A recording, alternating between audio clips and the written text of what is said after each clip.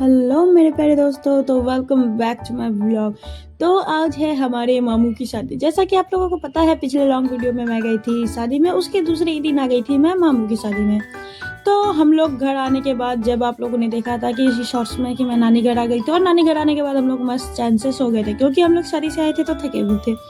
तो फिर शाम के टाइम में रेडी होके, जिस टाइम बारात निकलने वाला था, उस टाइम पहुंचे हम लोग मामू के घर पे। एंड देन मम्मी की आज्ञा को ठोकर मारते हुए, यानी कि हम लोग जब थके हुए आए थे तो मम्मी ने कहा था कि आप गाड़ी पकड़ के चले जाओ डायरेक्ट वेन्यू पे, पर मौली बोली नहीं, मुझे तो जाना है बाराती के साथ और डांस करते हुए जाना। इसलिए पहले मैं चली गई डांस करने के लिए बारात में।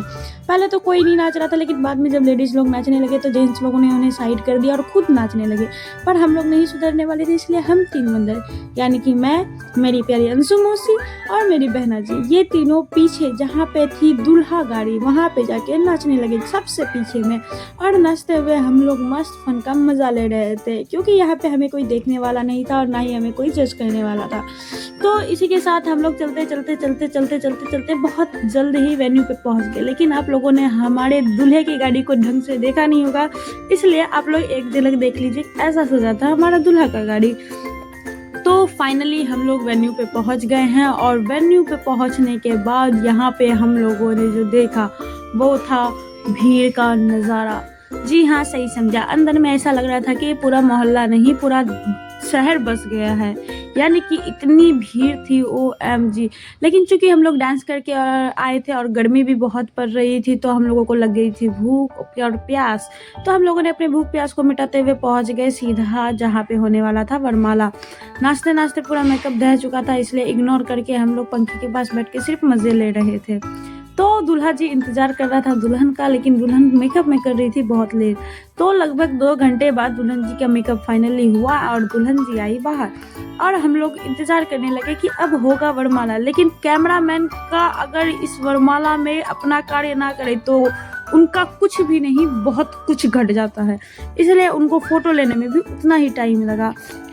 फिर देन जब एक्चुअल टाइम आया वरमाला का, तो मामा जी ने कोशिश की कि मैं थोड़ा लंबा हो जाऊं और इनकी माला से बच जाऊं, यानी कि जो शादी का मस्ती मजाक होता है।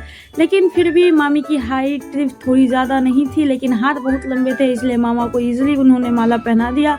और मामा ने पहले प्रयास किया, लेकिन पहले फेल हो गए, और सेकेंड प्रयास में उन्होंने भी मामी को माला पहना दिया। तो आज पंडित जी के मंत्र पढ़ने के बाद ये दोनों फाइनली एक दूसरे के हो जाएंगे और एक दूसरे के साथ जिंदगी निभाएंगे, लेकिन पंडित जी का रोल इसमें ज़्यादा जरूरी है। फिर देन वरमाला के बाद मामा जी के दोस्तों ने मिलकर मामा जी का हाल कुछ ऐसा किया, यानी कि पूरा फोम स्प्रे से इन्हें भत दिया।